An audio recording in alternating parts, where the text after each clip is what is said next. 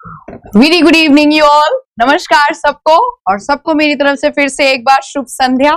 आपका स्वागत करती हूँ मैं शगुन मिश्रा एक बार फिर से आपके अपने एग्जाम्पल चैनल पर। और कल का जो एकदम न्यू फ्रेश कह सकते हो, एक न्यू फ्रेश शाम का सेशन जो शुरू किया था उसको आज हम आगे बढ़ाएंगे। आज दूसरा सेशन है, तो जितने भी लोगों ने मुझे नया ज्वाइन किया है उनको मैं बता दूं कि ज्यादा लेट नहीं हुए हो। अगर तुम्हारी कल की क्लास छूटी है तो उसको एक बार देख लेना, ठीक है। आप आज क्लास 2 ज्वाइन करोगे मेरे साथ। और ये वाला जो सेशन है ये स्पेशली टारगेटेड है आपका एनटीपीसी एग्जाम्स के लिए, आने वाले दिल्ली पुलिस के एग्जाम के लिए। और इसके अलावा जो भी वनडे एग्जाम आपके अपकमिंग में है, स्पेशली दिल्ली पुलिस और एनटीपीसी, है ना, इसमें मेरा टारगेट ये है कि ये सेशन इससे बाहर आपकी केमिस्ट्री ना जाए। उमेश, पुनीत कुमार आ चुके हैं, आरुषि आ चुकी हैं, लॉरेंस, गुड्डू, गौरव, नितेश, सारे बच्चे बहुत तेजी से जुड़ रहे हैं। सबका बहुत बहुत स्वागत है। और जल्दी से मेरे प्यारे प्यारे बच्चों जल्दी से लिंक को फटाफट शेयर करो ताकि बच्चे ज्यादा से ज्यादा जुड़ चुके हैं और इस सेशन का बच्चे ज्यादा से ज्यादा फायदा उठाएं। और ये क्वेश्चन या जो भी कॉन्सेप्ट आज मैं डिस्कस करूंगी, आज मैं आपसे एटॉमिक मॉडल डिस्कस करने वाली हूं, तो ज्यादा से ज्यादा बच्चों के बीच पहुंचे।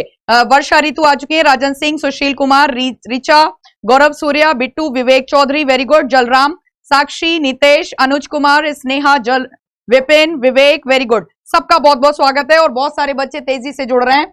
Most welcome you all. Aftab आ चुके हैं, पापा कह रामखोर ठीक है। Mohit, very good. Rupali, physics perfect, very good. मलजी, वेरी गुड। ईए, कृष्णा, वेरी गुड। सबका, गौरव आ चुके हैं। सबका बहुत बहुत स्वागत करती हूँ एक बार फिर से आप, ठीक है। और जैसा कि थोड़ा सा आपको मैं बता देती हूँ, ये बैच हमारा आने वाला है, ठीक है, एकलव्य के नाम से। क्या नाम है बैच का? सॉरी, गुरु दक्षिणा। दिस इज द गुरु दक्षिणा बैच, ठीक है। एकलव्य बैच भी एक्चुअली आ रहा है तो उसका ध्यान रहे। एकलव्य बैच विच इज जिसका टाइटल रखा गया है गुरु दक्षिणा, ये आपका आने वाला कौन से एग्जाम के लिए? स्पेशली एनटीपीसी एग्जाम के लिए, एनटीपीसी के सीबीटी ग्रुप डी की भर्ती के लिए ये टारगेटेड है, जिसमें मैं आपको केमिस्ट्री पढ़ाऊंगी और फीस वगैरह की डिटेल सब आपके सामने दे रखी है, ठीक है। तो इसका भी थोड़ा सा ध्यान रखिएगा। बड़ी माते, राम राम, वेरी गुड। सबका बहुत बहुत स्वागत है बच्चों। आज के क्लास में हम आपसे डिस्कस करने वाले हैं कौन सा टॉपिक? Atomic model. कौन सा टॉपिक? Atomic model. फटाफट एक बार सेशन का शेयर मार देते हैं जिससे हम तेजी से क्लास के संग आगे बढ़ पाए। कल की क्लास में हमने आपसे बहुत बेसिक सी चीजें डिस्कस की थी और क्लास का नाम भी मैंने इसीलिए क्या रखवाया था? फंडामेंटल्स ऑफ केमिस्ट्री, है ना। फंडामेंटल्स में मैंने आपको बहुत बेसिक सी चीजें, एटॉमिक नंबर, मास नंबर के बेस पर किस तरीके से एग्जाम में आपसे छोटी छोटी सी चीजें पूछ लेती हैं, इलेक्ट्रॉन, प्रोटॉन, न्यूट्रॉन जैसे फंडामेंटल पार्टिकल्स, है ना, इनमें चार्ज और इनके मास के बारे में बहुत सारी चीजें हमने आपसे डिस्कस की थी। थोड़ा सा अगर हम यहां पर रिवीजन लेना चाहें तो कोई बात नहीं, यहां पर फटाफट अब आप देखिए, जस्ट अ मिनट। हाँ, अब आप यहां पे मेरी बात सुनो। हाँ, कल के क्लास में हमने थोड़ा सा डिस्कस कर लेते हैं क्योंकि आज बहुत सारे नए बच्चे भी जुड़े होंगे। कल मैंने आपसे क्लास में डिस्कस किया था कि किसी भी एलिमेंट, सपोज कोई एलिमेंट है x, उसमें नीचे की साइड जो नंबर दे रखा होता है वो एटॉमिक नंबर होता है और ऊपर की साइड जो नंबर दे रखा होता है इसे मास नंबर बोलते हैं। सपोज एग्जाम्पल के तौर पे अगर हमने सोडियम लिखा, नीचे लिखा 11 और ऊपर लिखा 23, तो ये वाली संख्या जिसे हम एटॉमिक नंबर या परमाणु क्रमांक संख्या के नाम से जानते हैं, एटॉमिक नंबर, ठीक है, सॉरी, एटॉमिक नंबर या जिसे हम परमाणु क्रमांक संख्या के नाम से जानते हैं, इसे अंग्रेजी के अक्षर किससे निरूपित करते हैं? कैपिटल Z से डिनोट करते हैं, है ना। और मैंने बताया था कि एटॉमिक नंबर किसको रिप्रेजेंट करता है? नंबर ऑफ प्रोटॉन्स को रिप्रेजेंट करता है, नंबर ऑफ प्रोटॉन की संख्या को निरूपित करता है, जो कि कहां प्रेजेंट होते हैं? एटम के न्यूक्लियस में सारे प्रोटॉन और न्यूट्रॉन एग्जिस्ट करते हैं। ये चीजें मैंने आपसे बेसिक कल डिस्कस की थी। तो जो नाभिक में कितने प्रोटॉन होते हैं ये कौन व्यक्त करता है? ये किसी भी तत्व का परमाणु क्रमांक या एटॉमिक नंबर रिप्रेजेंट करता है। जबकि ऊपर वाला नंबर जिसको मास नंबर के नाम से हम जानते हैं, जिसे द्रव्यमान संख्या हिंदी में बोला जाता है, इसे अंग्रेजी के अक्षर कैपिटल A से रिप्रेजेंट करते हैं। और ये किसको रिप्रेजेंट करता है? ये प्रोटॉन और न्यूट्रॉन के टोटल। मेरी बात समझो, खाली प्रोटॉन ये एटॉमिक नंबर रिप्रेजेंट करेगा और प्रोटॉन और न्यूट्रॉन का टोटल एडिशन ये कौन रिप्रेजेंट करेगा? मैंने आपको बताया था ये ऊपर वाला नंबर रिप्रेजेंट करता है, जिसको हम मास नंबर के नाम से जानते हैं। इस तरीके से याद रखिए, है ना। बेसिक सी चीजें आपसे डिस्कस की थी। और इसी क्रम में चलते फिर मैंने आपको बताया था, तो फिर इसका मतलब अगर आपको एटॉमिक नंबर और मास नंबर पता है तो आप तुरंत बता सकते हो कि प्रोटॉन कितने हैं, 11। और क्योंकि जितने प्रोटॉन होते हैं उतने ही परमाणु मतलब एटम में इलेक्ट्रॉन होते हैं, तो इलेक्ट्रॉन भी आपके 11। और न्यूट्रॉन कैसे निकालोगे, p प्लस n के एडिशन में से, योगफल में से अगर प्रोटॉन घटा दोगे तो न्यूट्रॉन निकल आएंगे, मतलब 23 में से 11 गए तो आंसर आया 12। तो इस तरीके से कल हमने बहुत बेसिक सी छोटी छोटी सी चीजें आपसे डिस्कस की थी। क्या कि अगर किसी तत्व को ऐसे करके लिख के दे दें एग्जाम में और पूछें कि उपरोक्त दिए हुए तत्वों में इलेक्ट्रॉन, प्रोटॉन तथा न्यूट्रॉन की गणना कीजिए, तो इलेक्ट्रॉन जो कि एक नेगेटिव चार्ज पार्टिकल है और प्रोटॉन एक पॉजिटिव चार्ज पार्टिकल है, ये दोनों बराबर होते हैं। मतलब न्यूक्लियस में जितने प्रोटॉन होते हैं उतने ही टोटल बाहर की कक्षाओं में क्या होते हैं, इलेक्ट्रॉन होते हैं। ठीक है, आज हम इन्हीं बातों को आगे बढ़ाएंगे। कल तो बहुत बेसिक चीजें हमने आपसे डिस्कस की थी, इलेक्ट्रॉन के बारे में, प्रोटॉन के बारे में और न्यूट्रॉन के बारे में, इनके ऊपर चार्ज, मास, सारी चीजें डिस्कस की थी, जिसमें मैंने आपको बताया था न्यूट्रॉन सबसे भारी हो जाता है क्योंकि इसका मास होता है 1.6 × 10⁻⁻27 किलोग्राम। बच्चा नोट्स बनाते चल रहे होगे तो फिर आपको भी फायदा होगा, और अगर खाली वन लाइनर में रट्टा मारोगे तो मैं ये बोल दूंगी फिर मेरी मेहनत का। एक चीज समझना, किसी भी क्लास की क्वालिटी दोनों तरफ से बनती है। अब जब बच्चे ही वन लाइनर में पढ़ने वाले हों तो फिर टीचर की मेहनत बेकार है। और टीचर अगर बच्चा ये थोड़ा सा कोऑर्डिनेट करने वाला हो कि हमारा कंसेप्ट क्लियर करिए, हमें बार बार रटना नहीं है, तो फिर क्लास का लेवल अलग बढ़ जाता है। तो समझो जरा, मैंने आपको कल बेसिक चीजें डिस्कस की थी जिसमें न्यूट्रॉन सबसे भारी बताया था और इलेक्ट्रॉन सबसे हल्का बताया था, क्योंकि 9.1 × 10⁻31 किलोग्राम इसका मास होता है, जो कि काफी कम होता है। खैर, ये कुछ बेसिक चीजें आपसे डिस्कस की थी। आज हम इसी क्लास को एटॉमिक मॉडल के साथ आगे बढ़ाएंगे। किसके साथ? एटॉमिक मॉडल के साथ। आ जाइए, एटॉमिक मॉडल क्या होते हैं पहले तो ये बात कर लेते हैं। एटॉमिक मॉडल क्या होते हैं? एटॉमिक मॉडल का मतलब क्या हुआ, सिंपल सी लैंग्वेज में समझो कि परमाणु की संरचना एटम के बारे में जब हम बात करते हैं, देखो जरा ध्यान से, इन पर्सनैलिटीज के चेहरे देखो जरा ध्यान से। ऐसे समझो कि एटम का जो अभी मैंने तुम्हें स्ट्रक्चर बताया कि एटम और एटम मतलब परमाणु गोलाकार कण, और उसके बीच में क्या है, न्यूक्लियस, और न्यूक्लियस में प्रोटॉन, न्यूट्रॉन, बाहर इलेक्ट्रॉन, अलग अलग शेल में।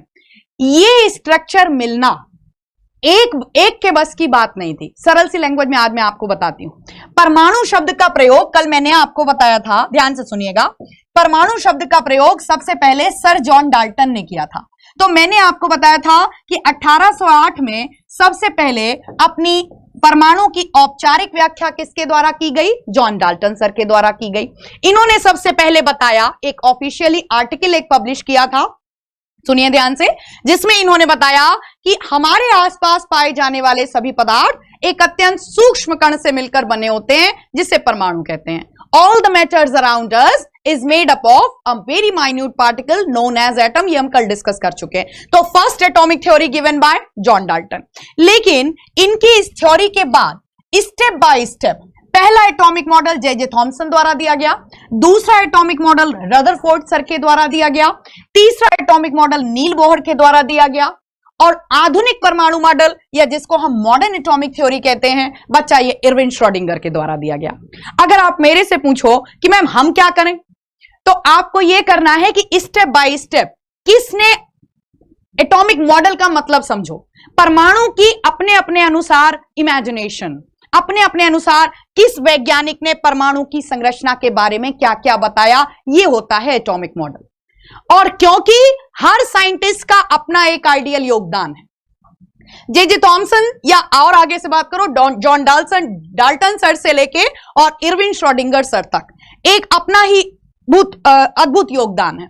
मेरी बात समझ में आ रही है? तो आज हम स्टेप बाय स्टेप चीजों को करेंगे, और अगर आप इंटरेस्टिंग तरीके से इसको मतलब इंटरेस्ट लेते हुए करोगे तो आपको दोबारा मैं वादा करती हूं एटॉमिक मॉडल के चैप्टर में कभी भी दिक्कत नहीं होगी। और इससे जब एग्जाम क्वेश्चन पूछेगा तो भी ये क्वेश्चन तुम्हारे कभी गलत नहीं होंगे। फटाफट टाइम ना वेस्ट करते हुए पहले एटॉमिक मॉडल की बात करते हैं। पहला एटॉमिक मॉडल किसका? एटॉमिक मॉडल जे थॉमसन का एटॉमिक मॉडल। लेकिन जे थॉमसन का एटॉमिक मॉडल किस पर बेस्ड था? एक प्रैक्टिकल पे बेस्ड था।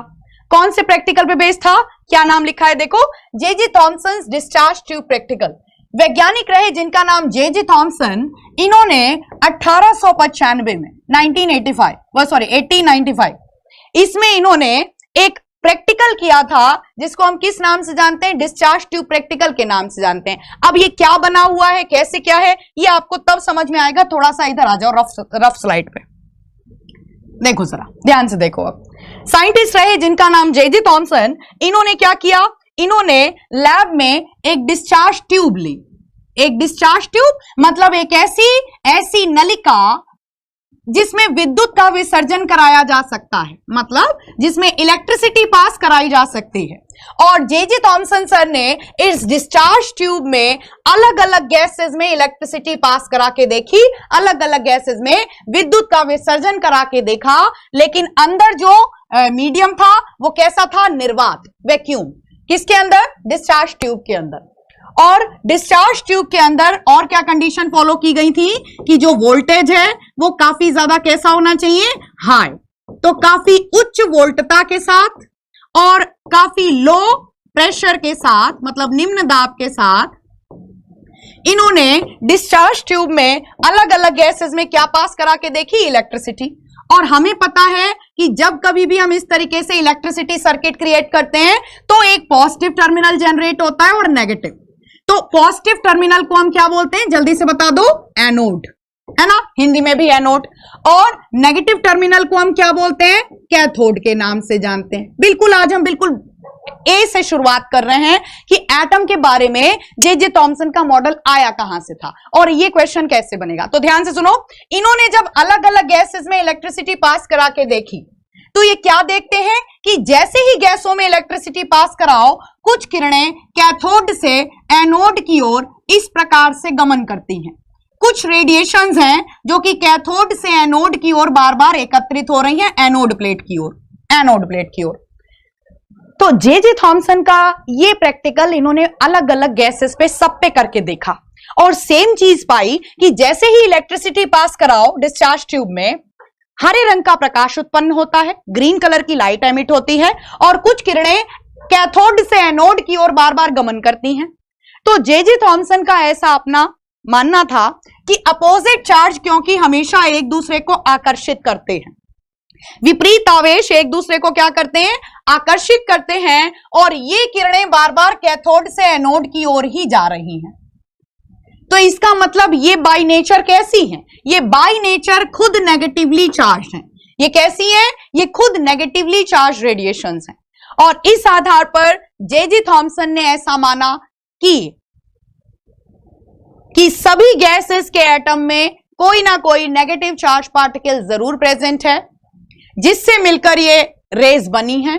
क्योंकि कैथोड से चलकर जा रही थी तो जे थॉमसन सर ने इन रेस का क्या नाम रख दिया? Cathode rays. और बाद में जे थॉमसन सर ने इन्हीं कैथोड रेस के बेस पर बताया था कि electron is a negative charge particle, जो कि इन कैथोड रेस का निर्माण करता है। और कैथोड रेस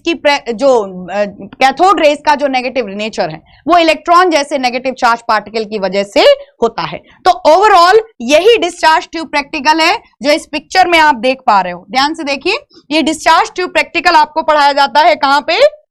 ये आपको पढ़ाया जाता है 9th-10th क्लास में।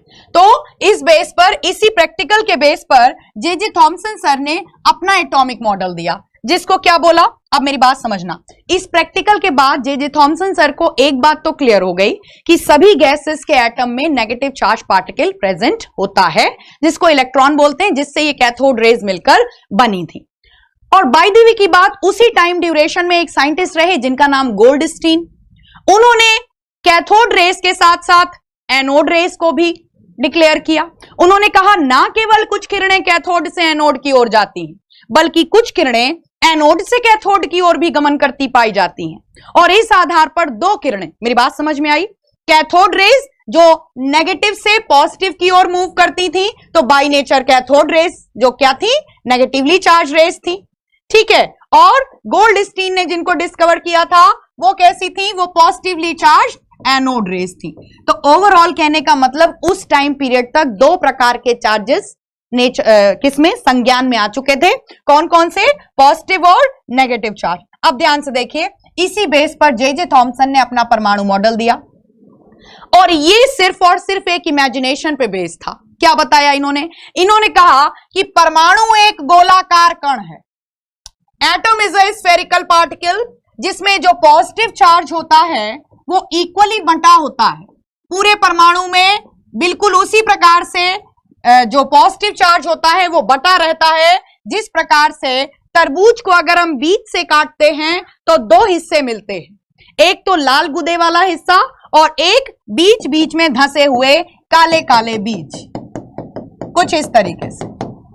तो जे थॉमसन द्वारा जो परमाणु मॉडल दिया गया, मतलब दुनिया ने सबसे पहला एटॉमिक मॉडल कैसा देखा, दुनिया ने सबसे पहला एटॉमिक मॉडल ऐसा देखा जिसमें पॉजिटिव चार्ज को इक्वली डिस्ट्रीब्यूटेड बताया गया और नेगेटिव चार्ज पार्टिकल जो कि इलेक्ट्रॉन थे उनको बीच बीच में बीज की तरह धंसा हुआ माना गया। तो इसके बारे में आपको क्या याद रखना है, दो पॉइंट याद रखने हैं कि परमाणु में धनावेश मतलब पॉजिटिव चार्ज समान रूप से वितरित होता है, समान रूप से वितरित होता है,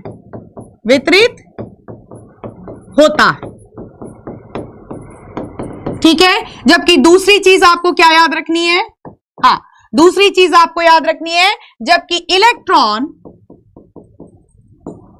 इलेक्ट्रॉन धनावेश के बीच बीच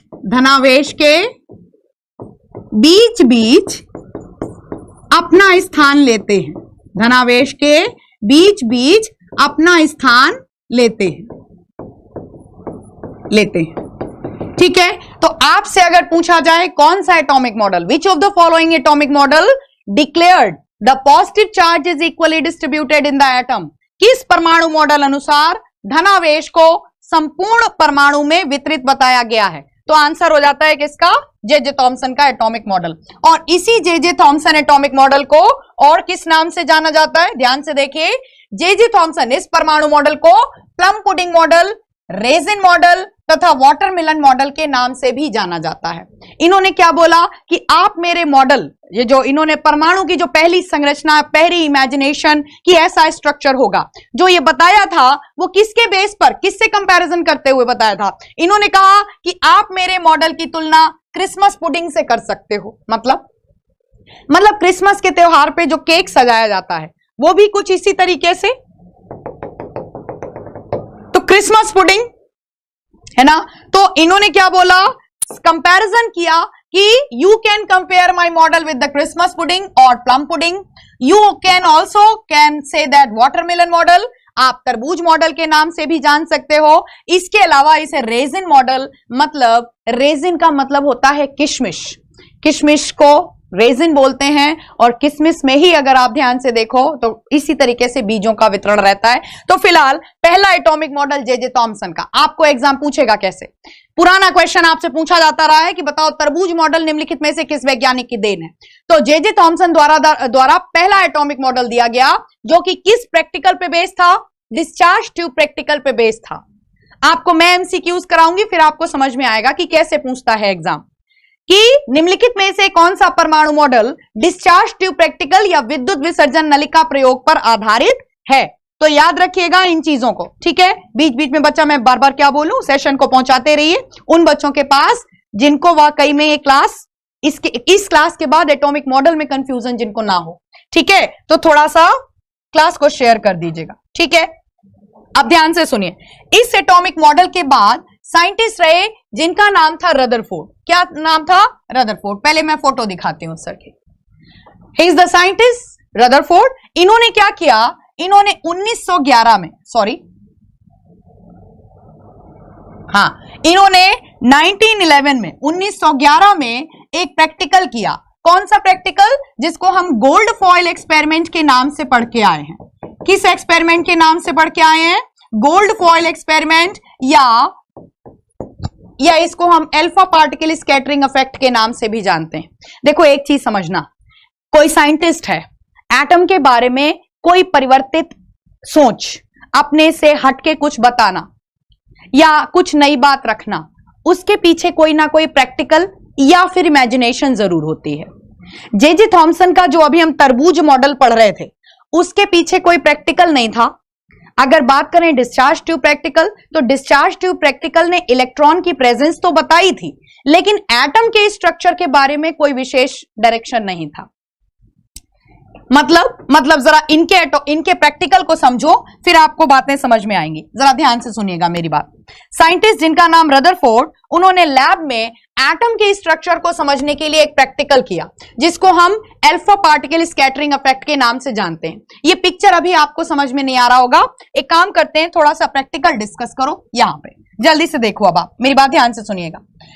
रदरफोर्ड सर ने 1911 में एक गोल्ड फॉइल ली, मतलब सोने की परत, सोने की पन्नी, है ना, और इन्होंने उसके ऊपर प्लूटोनियम नाम के रेडियो एक्टिव एलिमेंट से, कौन सा एलिमेंट था जिसको हम प्लूटोनियम के नाम से जानते हैं, याद रखिएगा।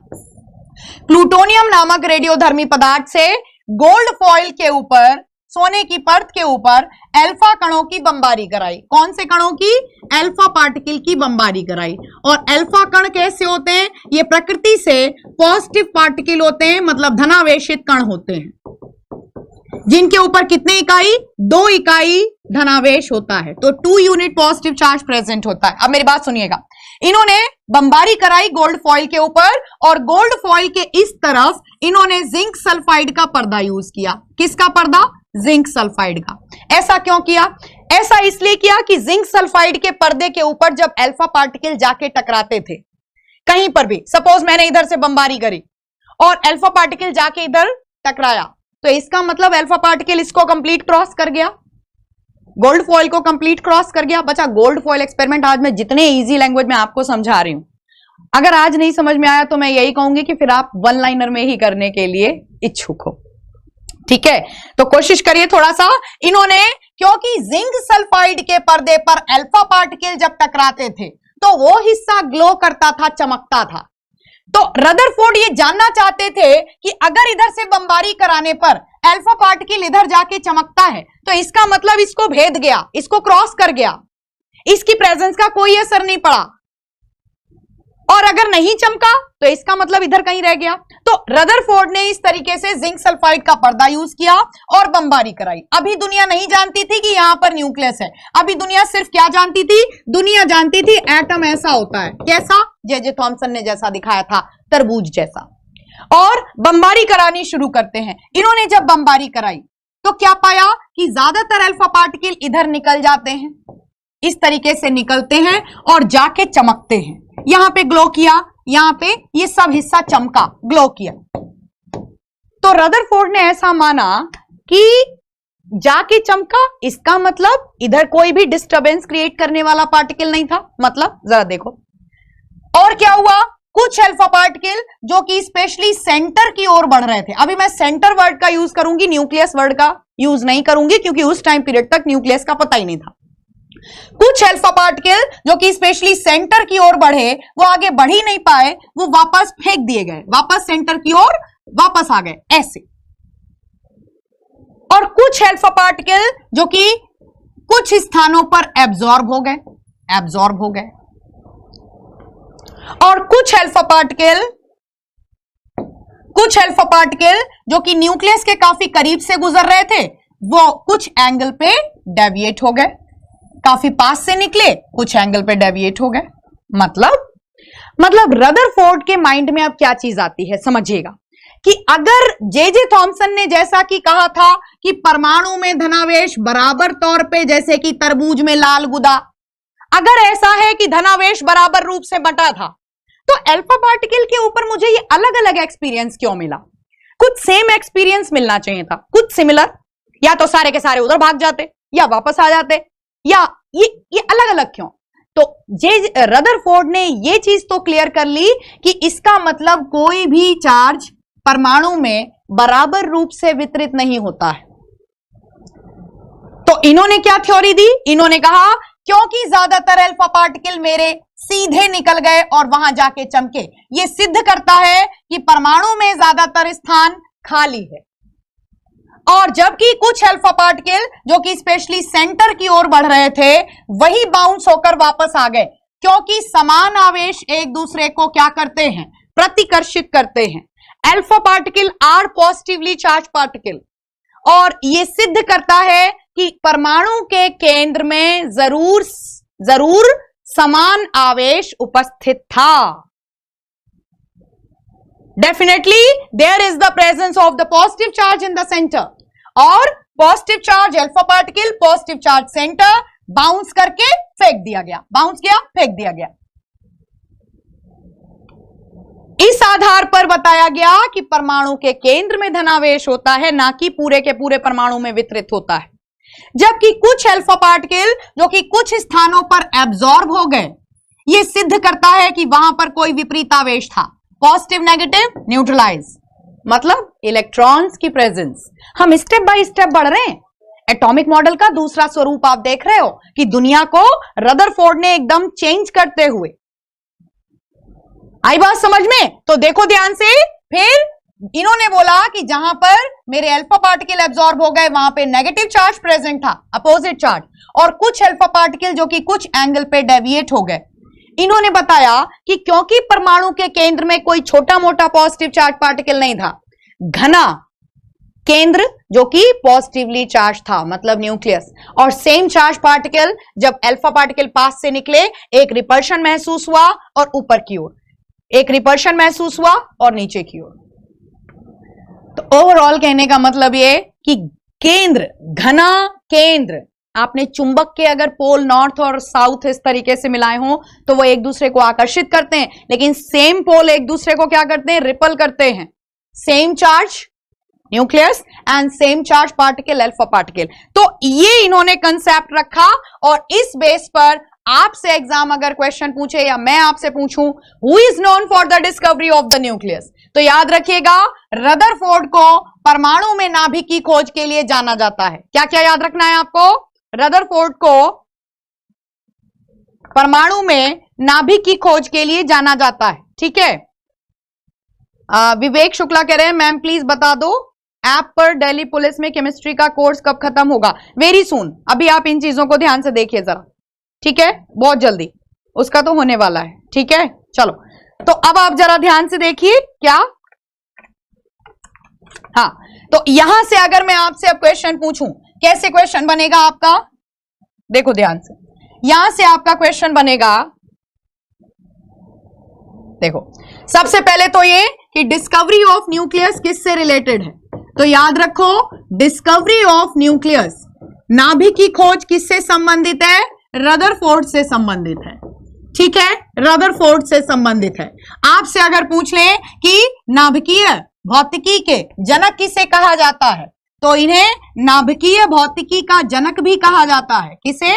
रदरफोर्ड को नाभिकीय भौतिकी के जनक, नाभिकीय भौतिकी के जनक, ठीक है। आपसे अगर इंग्लिश में पूछेंगे तो father of nuclear physics, father of nuclear physics के नाम से जाना जाता है किसे? रदरफोर्ड को। याद रहेंगी चीजें, बेसिक सी चीजें हैं।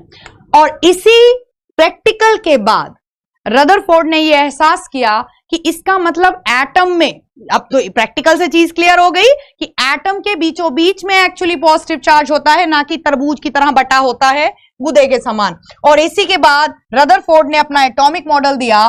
क्या एटॉमिक मॉडल बताया? कि परमाणु एक गोलाकार कण है, atom is a spherical particle, जिसमें सारा पॉजिटिव चार्ज उसके केंद्र में संचित होता है, जिसको हम नाभिक कहते हैं, जिसको न्यूक्लियस बोलते हैं। देखिए दिस इज द न्यूक्लियस। जबकि इलेक्ट्रॉन जैसे नेगेटिव चार्ज पार्टिकल, इलेक्ट्रॉन जैसे नेगेटिव चार्ज पार्टिकल इस न्यूक्लियस के चारों ओर ठीक उसी प्रकार से चक्कर लगाते हैं जैसे सौर मंडल में सूर्य के चारों ओर विभिन्न ग्रह परिक्रमा करते हैं। अब यहां से आपका अगर क्वेश्चन बनेगा तो कैसे बनेगा? Which of the following model is also known as the solar system model. तो किस परमाणु मॉडल, किस वैज्ञानिक के परमाणु मॉडल को सौर मंडल मॉडल के नाम से जाना जाता है? रदरफोर्ड। निम्नलिखित में से कौन सा परमाणु मॉडल गोल्ड फॉइल एक्सपेरिमेंट पर आधारित है? तो रदरफोर्ड का परमाणु मॉडल या solar system model gold foil experiment पर आधारित है? क्वेश्चन है ये आपके। नाभिक के खोजकर्ता कौन है? तो परमाणु में न्यूक्लियस की डिस्कवरी या नाभिक की खोज किसने की? रदरफोर्ड ने की। निम्नलिखित में से किस वैज्ञानिक को नाभिकीय भौतिकी का जनक कहा जाता है? तो फादर ऑफ न्यूक्लियर फिजिक्स के नाम से, क्योंकि न्यूक्लियस की डिस्कवरी की रदरफोर्ड को जाना जाता है। आ रही बात समझ में? तो इस एटॉमिक मॉडल को आप कैसे याद रखोगे कि electron are just like the planets and nucleus is just like the sun and this model is known as, इस बात को आप हाईलाइट करके लिख लो, इस मॉडल को सोलर सिस्टम मॉडल के नाम से भी जाना जाता है। कौन सा मॉडल? सौर मंडल मॉडल या सोलर सिस्टम मॉडल के नाम से भी जाना जाता है, ये याद रखना। पुराना क्वेश्चन वनडे एग्जाम का, सौर मंडल मॉडल के नाम से जाना जाता है। कौन सा एटॉमिक मॉडल अब हमने कवर किया? ये था हमारा दूसरा एटॉमिक मॉडल। चीजें क्लियर हो रही हैं? चीजें क्लियर हो रही? बच्चा एक चीज मैं बता दूं, बिल्कुल स्टेप बाय स्टेप और बहुत सरल भाषा में, जो चीजें 9th 10th में कभी समझ में नहीं आई। तो ये दूसरा एटॉमिक मॉडल था, मतलब तरबूज से पहला एटॉमिक मॉडल जो दुनिया ऐसे देख रही थी, पॉजिटिव चार्ज इक्वली बटा और इलेक्ट्रॉन बीज की तरह बीच में स्थान ले रहे हैं। गोल्ड फॉइल एक्सपेरिमेंट के माध्यम से ये चीज क्लियर हो गई कि एटम के बीच में सारा पॉजिटिव चार्ज होता है और दुनिया को ऐसा परमाणु मॉडल दिखाया गया। समझ में आई बात? चलो अब फटाफट अगले मॉडल की ओर बढ़ते हैं। देखो मेरी बात ध्यान से। साइंटिस्ट रहे जिनका नाम नील बोहर, इन्हें अपना मॉडल क्यों देना पड़ा? जरूर रदरफोर्ड के मॉडल में कोई कमी होगी, जिसको बोलते हैं ड्रॉबैक ऑफ द मॉडल। बहुत इजी लैंग्वेज में समझेंगे। 1911 में साइंटिस्ट जिनका नाम रदरफोर्ड, उन्होंने अपना एटॉमिक मॉडल दिया गोल्ड फॉइल एक्सपेरिमेंट के बेस पे। लेकिन साइंटिस्ट जिनका नाम नील बोहर, इन्होंने 1913 में अपना परमाणु मॉडल दिया। क्यों? क्योंकि मैं यहां पर थोड़ा सा यहीं पर डिस्कस कर लेती हूं। द ड्रॉबैक ऑफ चलो मैं इधर आ जाती हूं, 1 मिनट रुको बच्चा, यहां पे आ जाओ। चलो डिस्कस करो फटाफट। क्या लिमिटेशंस, इसको लिमिटेशंस भी बोल सकते हो आप। क्या लिमिटेशंस थी? लिमिटेशंस ऑफ रदरफोर्ड मॉडल, मतलब रदरफोर्ड के मॉडल में क्या कमियां आई, रदरफोर्ड के मॉडल में क्या कमियां रही? तो याद रखिए, व्हाट वाज द लिमिटेशन या सीमाएं, रदरफोर्ड के मॉडल की सीमाएं क्या थी? सीमाएं ध्यान से सुनिएगा। रदरफोर्ड ने जहां बताया कि परमाणु गोलाकार कण है जिसमें न्यूक्लियस के चारों ओर सारे इलेक्ट्रॉन उसी प्रकार से चक्कर लगाएंगे जैसे सूर्य के चारों ओर विभिन्न ग्रह परिक्रमा करेंगे, ठीक है। साइंटिस्ट रहे जिनका नाम मैक्सवेल, साइंटिस्ट मैक्सवेल ने एक थ्योरी दी। ये थ्योरी क्या थी? बहुत इजी लैंग्वेज में समझो। मैक्सवेल जैसे वैज्ञानिक ने एक जो व्याख्या दी, उस व्याख्या में इन्होंने बताया कि इलेक्ट्रॉन हो, चाहे प्रोटॉन हो और चाहे कोई भी चार्ज पार्टिकल, अल्फा पार्टिकल क्यों ना हो, जब कभी भी कोई आवेश युक्त कण, आवेश युक्त चार्ज पार्टिकल, जब कभी भी कोई चार्ज पार्टिकल किसी सर्टेन पाथ पर लगातार चक्कर लगाता है, जैसे कि ये इलेक्ट्रॉन लगातार चक्कर लगा रहे हैं, तो वो चार्ज पार्टिकल जब लगातार चक्कर लगाएगा एक ही पथ पर, एक ही पाथ पर, तो वो लगातार क्या करेगा? उसकी ऊर्जा घटेगी। क्यों? क्योंकि वो लगातार इलेक्ट्रोमैग्नेटिक रेज एमिट करेगा। कोई भी चार्ज पार्टिकल जब लगातार किसी सर्टेन सर्कुलर पाथ पर मोशन करेगा, तो due to the emission of the electromagnetic rays, लगातार विद्युत चुंबकीय किरणें उत्सर्जित करते हैं जब कोई चार्ज पार्टिकल किसी सर्टेन पाथ पर मोशन करता है और उसकी ऊर्जा घटेगी। तो कहने का मतलब क्या? कहने का मतलब ये कि इलेक्ट्रॉन, जैसे सुनो, न्यूक्लियस के चारों ओर जो इलेक्ट्रॉन चक्कर लगा रहे हैं वो भी चार्ज पार्टिकल हैं। जब वो चक्कर लगाएंगे तो इलेक्ट्रोमैग्नेटिक रेज एमिट करेंगे, उनकी ऊर्जा घटेगी और धीरे धीरे धीरे धीरे करके उनके वृत्ताकार पथ की त्रिज्या कम होती चली जाएगी और एक लेवल पे जाके सारे इलेक्ट्रॉन न्यूक्लियस में गिर जाएंगे।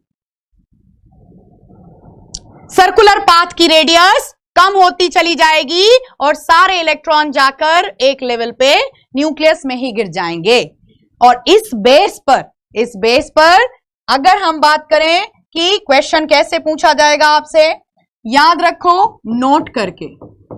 अगर तुमसे पूछें कि किसके परमाणु मॉडल, इनमें से किस वैज्ञानिक का परमाणु मॉडल परमाणु के स्थायित्व की व्याख्या करने में असमर्थ रहा। कि भाई सारे इलेक्ट्रॉन सर जब बीच में गिर जाएंगे तो फिर एटम की लाइफ खत्म है ना। तो याद रखो रदरफोर्ड का परमाणु model, Rutherford's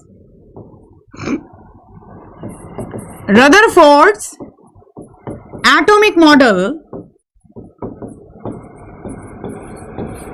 was not successful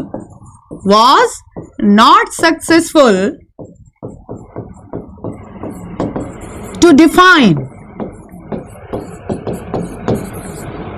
the stability of the atom.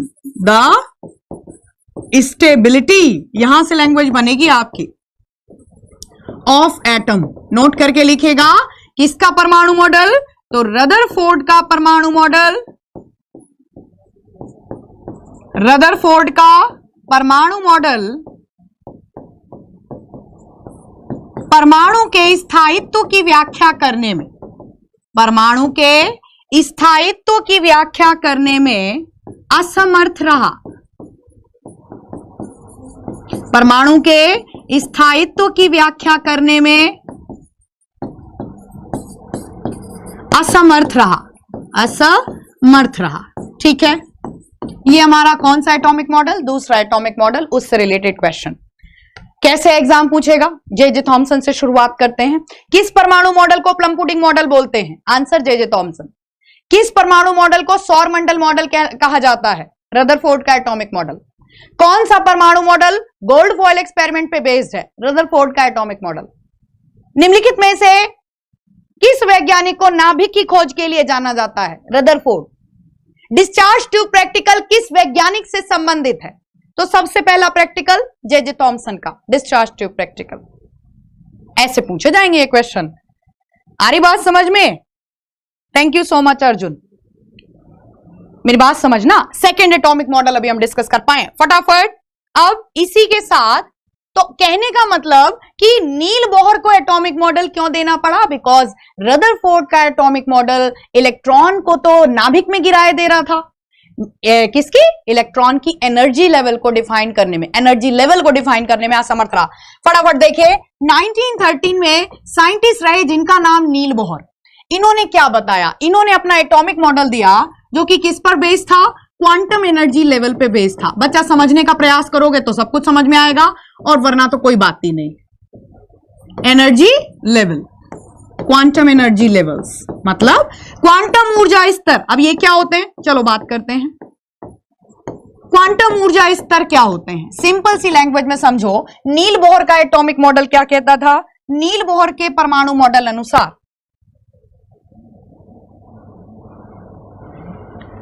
Nil Bohr ने अपने एटॉमिक मॉडल में क्या बताया कि परमाणु एक गोलाकार कण है जिसमें न्यूक्लियस के चारों ओर इलेक्ट्रॉन चक्कर लगाते हैं और न्यूक्लियस में सारा पॉजिटिवली चार्ज सेंट्रलाइज रहता है।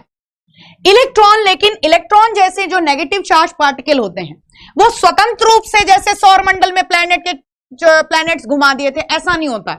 एक्चुअली न्यूक्लियस के चारों ओर इलेक्ट्रॉनों के अपने अपने ऊर्जा स्तर होते हैं जिनको क्वांटम ऊर्जा स्तर कहा गया, क्योंकि electron is a charge particle और इलेक्ट्रॉन जैसे आवेश युक्त कणों की एनर्जी को एक क्वांटा, एक बंडल यूनिट एनर्जी को फिजिक्स में आपको पढ़ाया जाता है, एक क्वांटा के नाम से जानते हैं। तो इलेक्ट्रॉनों के अपने ऊर्जा स्तर, उसमें इलेक्ट्रॉन चक्कर लगाते हैं, ना कि स्वतंत्र रूप से चक्कर लगाते हैं। और इस न्यूक्लियस के चारों ओर जो कि ये एनर्जी लेवल्स होते हैं, नील बोहर ने इनको नाम दे दिया KLMN आदि। ये देखो KLMN आदि, K shell, L shell, M shell, N shell, और इनको एक सीरियल नंबर दे दिया स्मॉल n से, जिसको हम 1 2 3 4 ऐसे बोल सकते हैं। तो K का सीरियल नंबर 1 2 3 4 इस तरीके से है ना। और बताया कि इन ऊर्जा स्तरों में इलेक्ट्रॉन 2n² फॉर्मूला के बेस पर स्टेबल करते हैं। मतलब K में मैक्सिमम कितने इलेक्ट्रॉन होंगे, 2n²। 2 और K के लिए n की वैल्यू 1 का स्क्वायर इज इक्वल्स टू 2। तो 2 इलेक्ट्रॉन होंगे किसमें, 2 इलेक्ट्रॉन होंगे K में, बात खत्म। L में कितने होंगे, तो 2 और 2 का स्क्वायर, भाई n का स्क्वायर ना, l के लिए इसकी वैल्यू क्या आ रही 2, तो 2n स्क्वायर 4 चौक 16, सॉरी 2 दूनी 4 दूनी 8, 8 हो। तो इस बेस पर 2 8 18 और 32। एग्जाम कैसे पूछेगा तुमसे कि विभिन्न जो कक्षाएं होती हैं उनमें इलेक्ट्रॉनों का वितरण निम्नलिखित में से किस सूत्र के आधार पर होता है। सो विभिन्न कक्षाओं में इलेक्ट्रॉनों का वितरण 2n square, 2n cube, 3n square या 3n क्यूब ऐसे दे दिया था ऑप्शन में। So the distribution of electron in different shells follows the formula 2n square. विभिन्न कक्षाओं में इलेक्ट्रॉनों का वितरण किस आधार पर होता है, तो याद रखिए कि 2n स्क्वायर फॉर्मूला के बेस पर होता है। कुछ और बेसिक पॉइंट हैं, उनको भी ध्यान में रखिएगा। क्या कि स्मॉल n के द्वारा, किस अक्षर के द्वारा कक्षाओं के क्रम संख्या को प्रदर्शित किया जाता है, तो कक्षाओं की क्रम संख्या को स्मॉल n से रिप्रेजेंट करते हैं। और कुछ इंटरेस्टिंग बातें सुनिए। नील बोहर का एटॉमिक मॉडल बताता है कि किसी भी परमाणु में चारों ओर ये जो शेल्स होती हैं K L M N, इसमें मैक्सिमम जैसे K में 2, L में 8, इसमें 18 और इसमें 32 से ज्यादा इलेक्ट्रॉन प्रवेश नहीं कर सकते। इससे ज्यादा नहीं, तो इससे कम तो कर सकते हैं। बोले हाँ कर तो सकते हैं, लेकिन अगर किसी एटम को स्टेबिलिटी चाहिए तो उसके आउटर मोस्ट शेल में अष्टक पूरा होना जरूरी है। मतलब इनका कहने का मतलब था, अगर सोडियम है और एटॉमिक नंबर 11 है तो इसका वितरण करते हैं अगर हम इलेक्ट्रॉन का, तो 2 8 1। के शेल में 2 इलेक्ट्रॉन जाएंगे, एल में 8 जाएंगे और एम में 1 इलेक्ट्रॉन जाएगा। तो बाह्यतम कक्षा एम लग रही है। अगर सोडियम को स्टेबल होना है नेचर में तो फिर इसे अष्टक पूरा करना होगा। तो बोहर का नियम कहता है कि जिन परमाणुओं की बाह्यतम कक्षा में 8 परमाणु नहीं होते हैं, ऑक्टेट पूरा नहीं होता है, वो ऑक्टेट बनाते हैं। जैसे कि मैग्नीशियम एटॉमिक नंबर 12 282, इन्होंने बताया वो सारे एलिमेंट, ध्यान से सुनिए, जिनके आउटर मोस्ट शेल में 4 से कम मुक्त इलेक्ट्रॉन होते हैं। वो सारे एलिमेंट जिनके आउटर मोस्ट शेल में 4 से कम। एल्यूमिनियम एटॉमिक नंबर 13 283, कितने आए इलेक्ट्रॉन? 4 से कम। कहानी समझ में आ रही है? यहां से बात आ जाती है आपकी मेटल नॉन मेटल की। समझना मेरी बात ध्यान से कि मेटल नॉन मेटल मैम कैसे बनते हैं। वो सारे परमाणु जिनकी बाह्यतम कक्षा में 4 से कम मुक्त इलेक्ट्रॉन होंगे, 4 से कम, ये क्या कहलाएंगे? मेटल्स कहलाएंगे। ये क्या कहलाएंगे? ये सब मेटल्स कहलाएंगे। क्यों कहलाएंगे? बिकॉज ये अष्टक बनाने के लिए उन इलेक्ट्रॉनों का दान कर देंगे। नहीं समझ में आया तो जरा देखो। जैसे कि एल्यूमिनियम एटॉमिक नंबर 13 2 8 3 इलेक्ट्रॉन दान करेगा और एल्यूमिनियम के ऊपर ट्रिपल पॉजिटिव चार्ज आ जाएगा। फिर ये कहलाएगा हिंदी में धनायन, और वरना इसको हम क्या बोल सकते हैं इंग्लिश में? कैटायन। समझना मेरी बात। और मेटल कहलाएगा। ठीक है। इसी तरीके से अगर हम बात करते हैं मैग्नीशियम की, एटॉमिक नंबर 12 2 8 2, अष्टक पूरा करने के लिए इसकी तरह 2 इलेक्ट्रॉन का दान करेगा और इसके ऊपर डबल पॉजिटिव चार्ज आ जाएगा। 2 इलेक्ट्रॉन का क्रेडिट मिल गया, दान करे। और फिर ये भी क्या कहलाएगा? पॉजिटिव आयन कहलाएगा। ये सब मेटल्स में काउंट होंगे। इसके विपरीत वो सारे एलिमेंट जिनके आउटर मोस्ट शेल में नंबर ऑफ फ्री इलेक्ट्रॉन 4 से कम होंगे, इन्हें भी अष्टक पूरा करना है। वो सारे एलिमेंट जिनके आउटर मोस्ट शेल में, जैसे ऑक्सीजन एटॉमिक नंबर 6 2 और एटॉमिक नंबर 8 2 6, तो कहने का मतलब ये कि इसमें भी नंबर ऑफ फ्री इलेक्ट्रॉन 4 से ज्यादा आ रहे हैं। इन्हें भी ऑक्टेट पूरा करना है। 7 और 1 8, 6 और 2 8, कितने इलेक्ट्रॉन लेगा ये? 7 है तो 1 ले लेगा। क्लोरीन के ऊपर सिंगल नेगेटिव चार्ज। हाँ, धातु क्योंकि इलेक्ट्रॉन के दाता होते हैं। कैल्शियम क्या करेगा? कैल्शियम भी इलेक्ट्रॉन डोनेट करेगा। पहले इतना समझो, ऑक्सीजन कितनी वैलेंसी आएगी? -2। सिंपल सी लैंग्वेज में समझो, वैलेंसी क्या होता है। कोई भी एलिमेंट ऑक्टेट पूरा करने के लिए जितने इलेक्ट्रॉन का डोनेशन करता है उतनी वैलेंसी, जैसे एल्यूमिनियम ने 3 इलेक्ट्रॉन दान किए तो वैलेंसी आई +3, +2 मैग्नीशियम की। क्लोरीन की कितनी, 7 इलेक्ट्रॉन थे, 1 ले लिया, -1 वैलेंसी आएगी किसकी, क्लोरीन की। समझ में आ रही है बातें, चीजें समझ में आ रही हैं।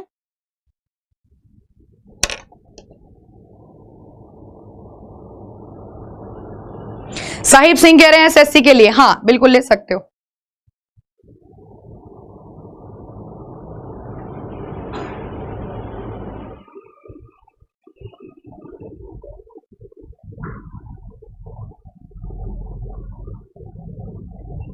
ठीक है, तो ओवरऑल आपको एक कंसेप्ट यहां पर मैंने आज क्लियर करने की कोशिश की, क्या कि अगर फ्री इलेक्ट्रॉन, कैल्शियम का कोई पूछ रहा था, कैल्शियम एटॉमिक नंबर 20 2882, अच्छा क्वेश्चन पूछा वैसे इस बच्चे ने। पोटेशियम एटॉमिक नंबर 19 2881, 2 इलेक्ट्रॉन दान करो, ऑक्टेट पूरा करो। Calcium double positive valency, 1 electron दान करो, सिंगल पॉजिटिव वैलेंसी पोटेशियम के ऊपर। अब मैं समझ गई इनडायरेक्टली जो इस बच्चे ने पूछा कि मैम आपने ये 2 8 2 8 8 2 क्यों कर दिया, 10 क्यों नहीं कर दिया। पोटेशियम में आपने 2 8 और 8 1 क्यों कर दिया, 9 क्यों नहीं कर दिया, है ना। क्वेश्चन आया तुम्हारे माइंड में, अक्सर आता है बच्चों के, क्लास में पूछते हैं। इसका रीजन समझो।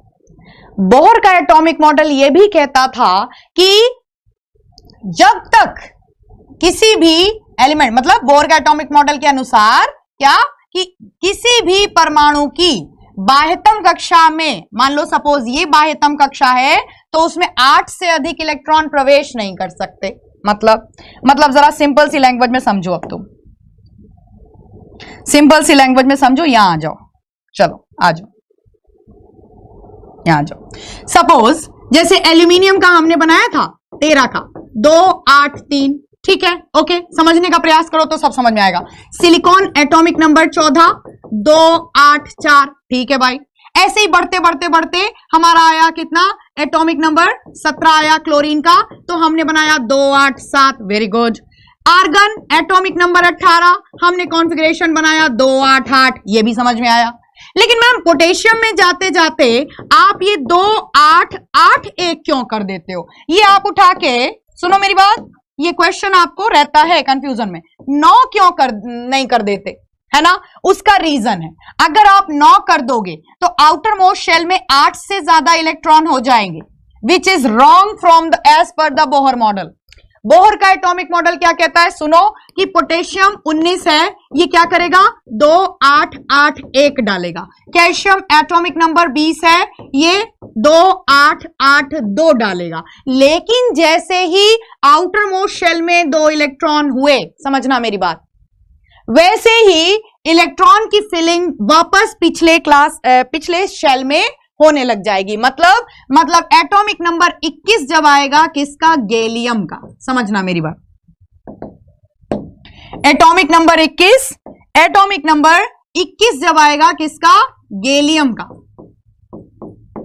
तो ये किस में जाएगा, ये जाएगा 2 8 और 9 एंड देन 2, समझना मेरी बात। इसी तरीके से जब 22 जाएगा तो ये जाएगा 2 8 10 2, कब तक जाएगा, जब तक यहां 18 नहीं हो जाता। 23 हो गया तो जाएगा 2 8 11 2, जैसे ही ये सीरीज पहुंचेगी 2 8 18 2, वैसे ही अगला इलेक्ट्रॉन वापस इसमें जाने लगेगा, मतलब 2 8 18 3। सिंपल सी चीज है, एक बार फिर से बताऊं, जिसको नहीं समझ में आया फिर से देख लो एक बार। कैल्शियम में आपको इतना समझ में आना चाहिए, 2 8 8 2 कर देते हैं, क्योंकि यहां पर इकट्ठा अगर आप 10 लिख दोगे तो ये ज्यादा हो जाएगा 8 से ज्यादा। तो इतना समझ में आया, 8 2 ब्रेक कर देते हैं। 21 में जब जाता है तो फिर इसी तरीके से 2 8 8 3 कर देते हैं। आगे फिलिंग होती रहती है कब तक, जब तक 2 8 सॉरी ये मैं गलत बोल गई, सॉरी, हाँ यहां पे देखो 2 जैसे ही हो जाएगा कैल्शियम में, 21 में जैसे ही जाएगा ये 2 8 9 2 हो जाएगा। मतलब कहने का ये कि जैसे ही यहां पर 2 हो जाता है फिलिंग वापस में करने लग देते हैं, और जैसे ही 18 हो जाएगा फिर फिलिंग वापस इधर होने लग जाएगी, ये होने लग जाएगा, ये आने लग जाएगा।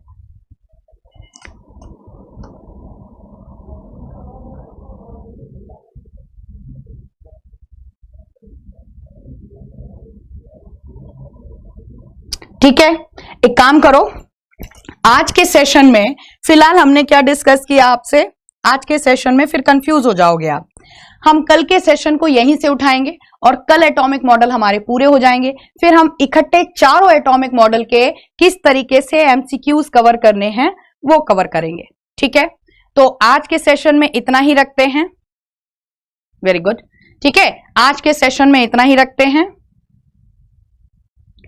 ओके अच्छा, हाँ ये बच्चा सही कह रहा है, स्कैंडियम का एटॉमिक नंबर 21, ठीक है, ये आपका गड़बड़ हो गया, सॉरी। ठीक है, तो इन चीजों को थोड़ा सा देख लीजिएगा। मैं आपको फिलिंग करने का तरीका बता रही थी। तो आज की क्लास में आपने सिर्फ क्या डिस्कस किया हमारे साथ, थोड़ा सा देखिए, हाँ ध्यान से देखिए। आज की क्लास में हमने आपसे डिस्कस किया कि पहला एटॉमिक मॉडल जो कि जे थॉमसन का है, इसका प्लम पुडिंग मॉडल का क्वेश्चन आपसे बार बार पूछा जाता है। ठीक है, दूसरा रदरफोर्ड का एटॉमिक मॉडल जिसको सोलर सिस्टम मॉडल के नाम से हम जानते हैं। तीसरा एटॉमिक मॉडल जो कि नील बोहर का एटॉमिक मॉडल है। ये आज हमने आपसे 3 एटॉमिक मॉडल बेसिक डिस्कस किए, है ना। इससे रिलेटेड क्वेश्चन किस प्रकार से बनते हैं उसके लिए मैं आपको यही बोलूंगी, थोड़ा सा प्रीवियस ईयर क्वेश्चन पेपर उठा के देखिए, चीजें आपको और अच्छे से समझ में आएंगी। ठीक है, आज इतना ही रखो, नहीं तो फिर कंफ्यूज हो जाओगे। ठीक है, थैंक यू सो मच, आज इतना ही रखते हैं।